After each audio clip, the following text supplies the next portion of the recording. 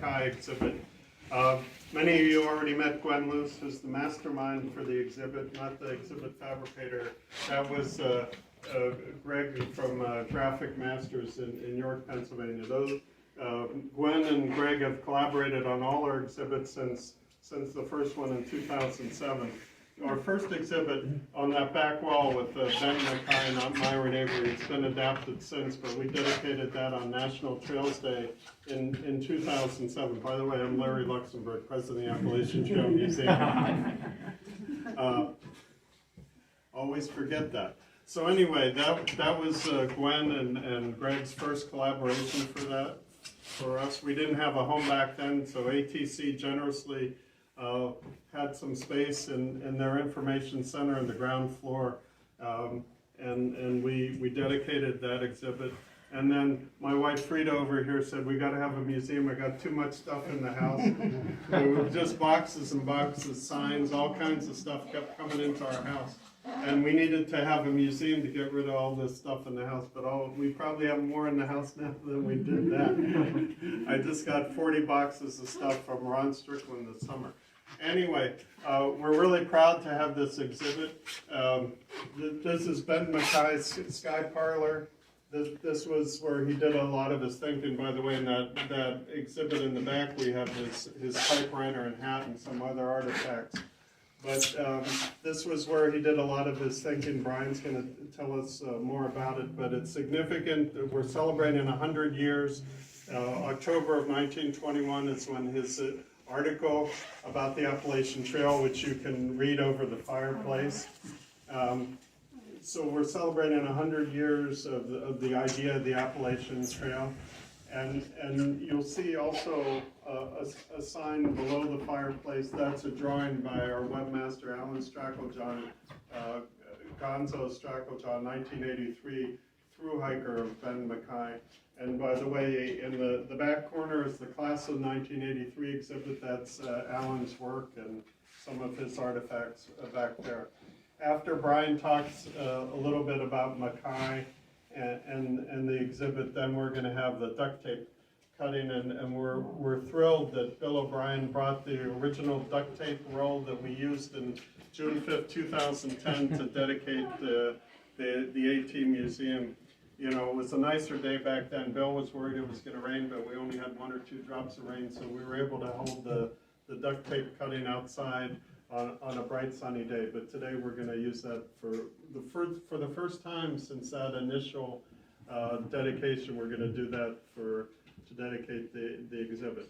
So we're lucky to have Brian King, who's worked for ATC for over 30 years and is one of the leading historians of the Appalachian Trail, and very helpful in putting this exhibit together and arranging for the loan of these original artifacts from Benton MacKaye's study to the Appalachian Trail Museum. With that, Brian, take it away. Okay. Like a lot of things in ATC history, there are a few gaps in the record, especially early on. And so, but what I pieced together the idea is, back in the months before MacKaye died, there was a lot of renewed correspondence and stuff between ATC people and MacKaye, whereas he was basically totally blind at the time. So he would dictate to Lucy Johnson, if you caught Gwen's review of those pictures earlier, to Lucy, and she'd type them up, and then he'd kind of scroll on it. But they didn't really talk about what happened to things after he died. So he died in December of 1975. We know that ATC people were up there in February of 1976. The family, which was basically his niece, Christy Barnes, wanted ATC or Shirley, the town, or somebody to buy the house, which had been in the family since the 1800s, and preserve it that way. That was impossible for ATC, and the Shirley Historical Society at the time was 1 or 2 people, and that was it. So those talks went on for a while, and this is from that February of 1976 visit, which looks a lot like this picture here. y'all can just pass these around. But then the talks went on, and sometime later, probably a year and a half later, it was clear we weren't going to take the house, but they went up there again in the springtime. This is the front and the back of the house. The back of the house is where the Sky Parlor was, up on the second floor. You got through it apparently in a little space about this big. Remember, this house had no electricity, had a pump in the kitchen for water, and no heat except for fireplace. And then it was in no condition to be hauling in wood and making fires. So he was living in Lizzie Johnson's house next door for probably the last 10, maybe 20 years of his life. And then he'd go back to the Sky Parlor to where his books were and everything else. So sometime by late 77, early 78, Les Holmes, who was our archivist at the time, he was our first executive director, but then he retired in 75. He and a couple others went up there and got the furniture and the books, and Kurt tells me the count on the books is over 1,000 now. The map case, which is wonderful and was full of maps, we still have those. And all this other stuff.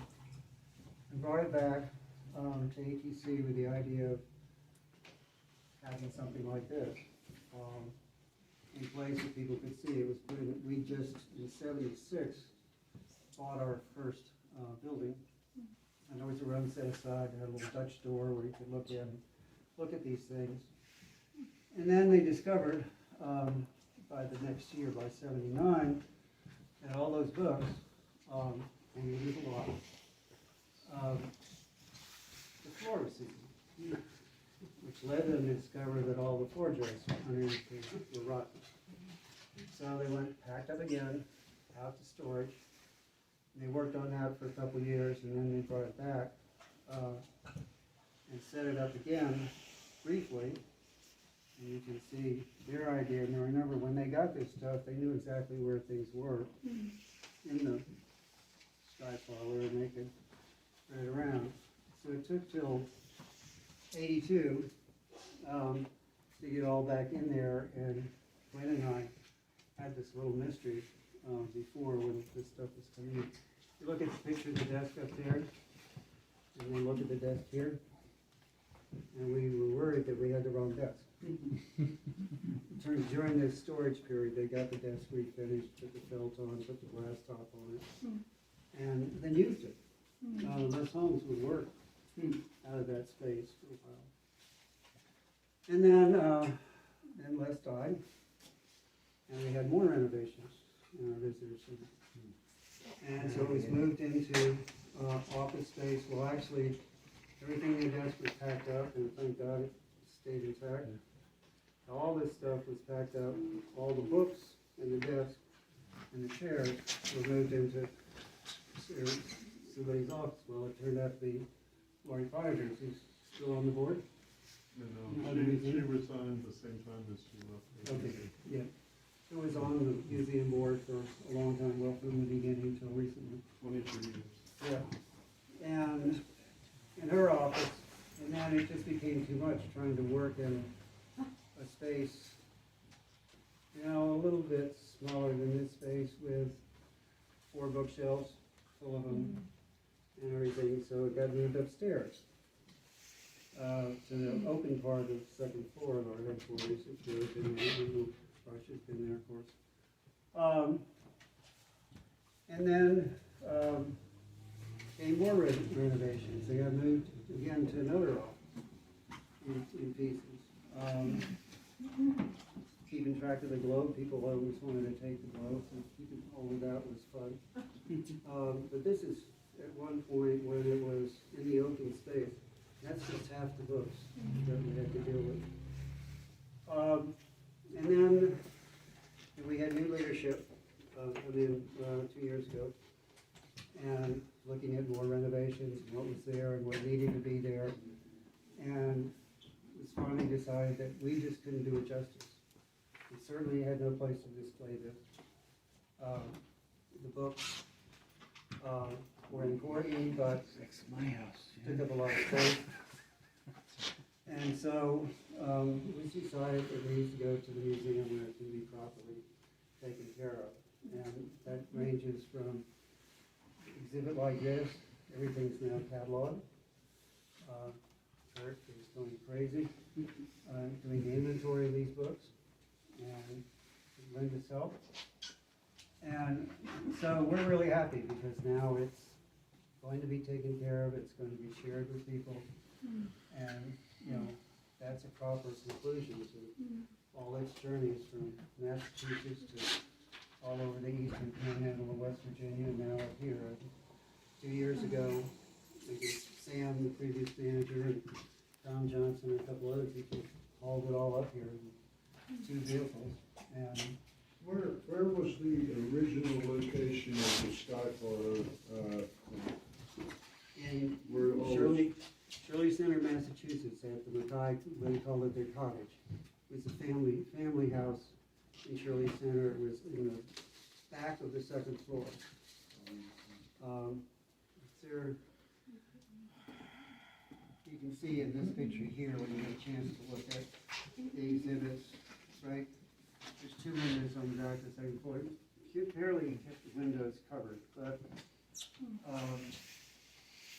yeah, you can see in a couple of these pictures. It was in Mass. It was in Massachusetts. Massachusetts, yes. And it's how far from Boston? 40 miles, 50 miles west of I was Boston. gonna say about an hour. An hour west of Boston, up near the New Hampshire line. It's a great little town. If you up that way, you stop by, and Shirley Historical Society is there. I don't know what their hours are. They're all volunteers. When all this was taken out of the house, we got the furniture and the books. The Shirley Historical Society got the photos, and the Dartmouth Library, where the rest of the MacKaye family papers were, they got most of the papers. We got some of them. There are 2 or 3 file cabinets that went with all this. So if it's in the file cabinets, we got the papers, otherwise Dartmouth got them. So everything's shared now. But as with Dartmouth, it's family stuff. The library and the books that are being cataloged now, it's not just his books. It's his, Percy, his brother's books, his father's books.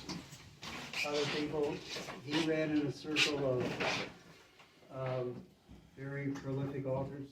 And so they all share their books. When they get books, they sign one for their brothers. So there are a lot of signed copies of things in there. Who besides Lewis Mumford? Mumford is the overwhelming majority of the copies. Yeah, I mean, Yeah. he had these relationships all his life. He lived 96 years, so he traveled in these circles. And it, that's where he got his thinking from. I mean, MacKaye, you all are ATC members and you're getting this issue of AT Journeys. I encourage you to read through that because there's an awful lot in there about how he thought these things, where he was getting his ideas, and what he did with them. So, any questions about how I got here?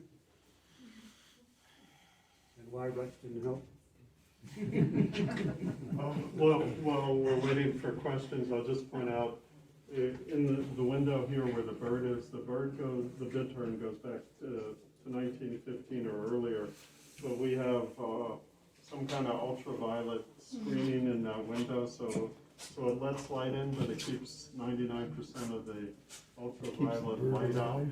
And we've referred to Kurt a number of times. Kurt Bodling is the incoming librarian for the AT Museum.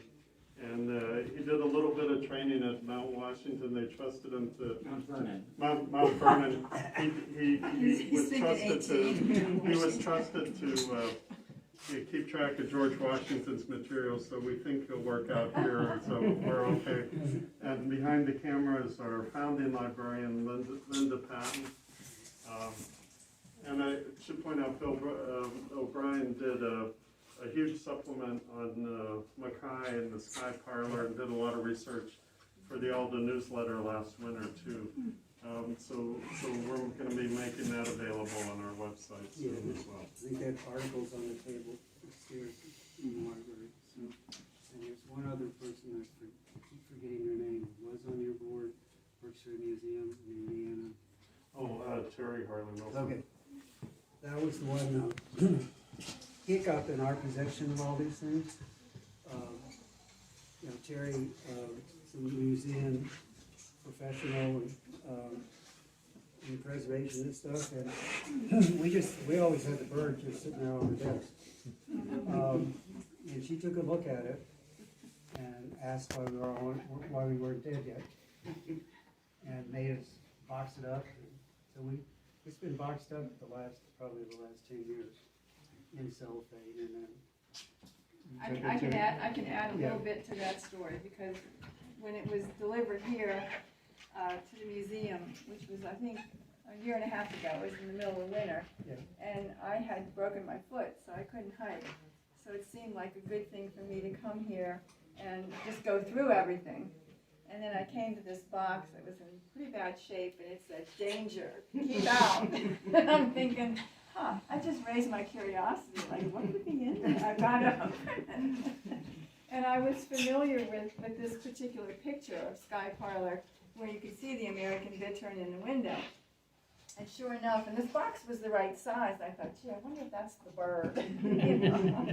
So I opened it, and sure enough, it was the bird. But there was something wrong with its neck, and its head was all laying over on its side. And its one foot was pretty much in pieces, but the pieces were there, and I thought, well, you know, it needs to be restored. And so when you talk to Larry and say it needs to be restored, his typical answer is, okay, do it.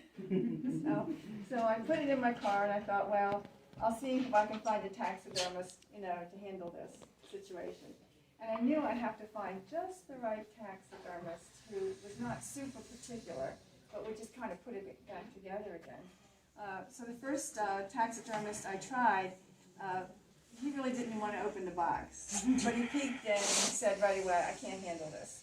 And he packed it right back up and gave it to me. And then I said, well, do you know somebody else?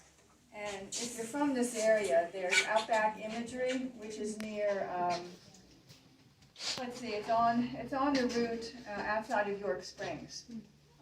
There's a big high school there, and Outback Imagery is right next to it. He says, try Outback Imagery, maybe they can handle it. So that weekend, I was coming over here, I thought, well, I'll drive in and just ask them. And I think I may have called ahead of time to say I was coming, to make sure somebody would be there. And it was absolutely incredible, because the gentleman had no problem. It was a family-owned business. He had no problem opening the box. He took a look at it. He said, oh, I think I can do this. And it turns out that it's a family business, and his son has actually won awards all across the country with doing taxidermy, especially on birds. So they were actually impressed, and I had my book, I had the picture, and I had to explain to him that this just wasn't any bird, that this was an important bird. And within 2 months, he had it done for us. I think it was about $200. So he vacuumed the whole thing. Some of the feathers came out while he was vacuuming, but he carefully put them all back in. And we put it in storage at Graphic Masters, and they built a case for it. Can you explain just briefly why there was danger attached to that? Yeah, that's what my question was going to be. Yeah. What was the issue? it's some kind of parasite, is what was suspected. What also happens is that in early taxidermy, that to keep the parasite level down, they would line the inside of the skin with arsenic Right. to kill the bugs. It's loaded with arsenic. Yeah, that's what we assumed. It's sort of an issue, yeah. Yeah, that's what we assumed. And But all that aside, it's all that So was aside- anyone killed in the making? Not that you know of. no, but it may have damaged some of our brains. But it's really a mascot for history, because the reason the case that it was in had the cellophane broken, so we had to take it out to take a picture of it, you know, with a nice background, used as the cover sheet for a grant proposal to National Endowment for the Humanities to take care of ATC's archives. We still haven't gotten the grant, but But we have the bird. yeah. MacKaye and his brothers posed for a humorous photo back in 1916, and each one of them is holding something, and Benton is holding that stuffed bird. So that was dated 1916. So the bird was, you know, even older than that, obviously. And they would, you know, you look up the American bittern and see its habitat and so forth. There was a pond not far from the cottage called Hazen's Pond, where they would go skating in the winter, because it would completely freeze over. And, you know, nobody knows for sure the exact origin of the American bittern. And we do need to give it a nickname, probably, maybe Benton Jr. But it's very possible that one of the brothers, if not Benton himself, either found the bird, captured it, or whatever. So it has a long MacKaye history as well. We should call it Little Nemo, because that was Benton's name for the first 6 months of his life. When he figured out a name for him, it was Little Nemo. That was one of our trivia questions at last weekend's gathering. That was our final Jeopardy. Yeah. The category of Benton MacKaye. And the clue was Benton MacKaye was born in 1879 in Connecticut. What was his first name? Nobody got it. Nobody got it? Nobody got it. Somebody came up with the name Steele. No, Which- Oh, that was, I know, that was his but father. Steele I thought was very, you know, it was on the right track. So he was named Emile for what reason? Don't know. He was named after his mother, Emily. Okay. So, If you anyway. look at do you have the baby picture that he played? I think there's a cameo of the baby picture there. Well, there was, maybe. You'll see the baby picture at some point in time. He was a very grumpy baby. Yeah, the cameo is the one I had in my slideshow. Come up to the library, we have a copy up there of that Yeah. picture. Yeah.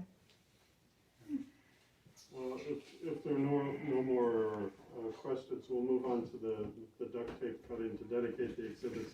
But I want to just come down from the bird to the forest and just remind everybody that the Appalachian Trail is arguably the most famous trail in the world. It's been emulated around the world, and a lot of the idea came through this study. So we're really honored to be entrusted with this, and we're thrilled to produce the quality of exhibit that we have. So we're going to have Gwen cut the duct tape. So, in keeping with our 2010 beauty cutting, here's the scissors. Is this sharpened? Oh yeah, this is sharpened, and Brian will be on one end. This duct tape With is the really nails old. trimmed?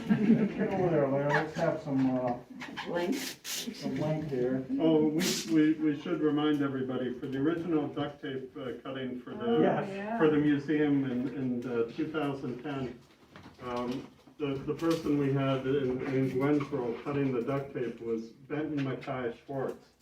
And when Bill, Wonder where Benton is now, he's all grown up.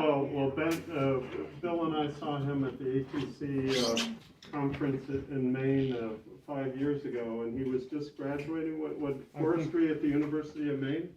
Yes. Do you want me behind or in front? Right in the middle. Right where you are. Yeah, that's good. Okay. You're good.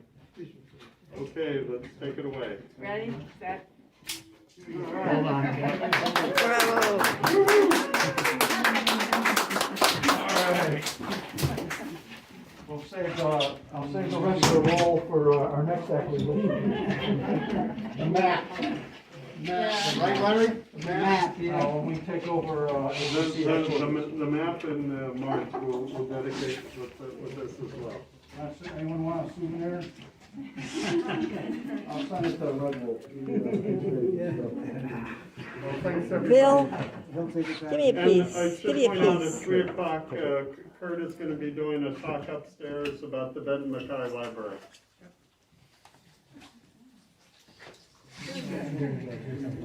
Thanks, everybody.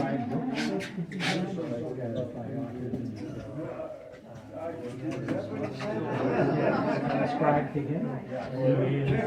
Subscribe to him. Down in the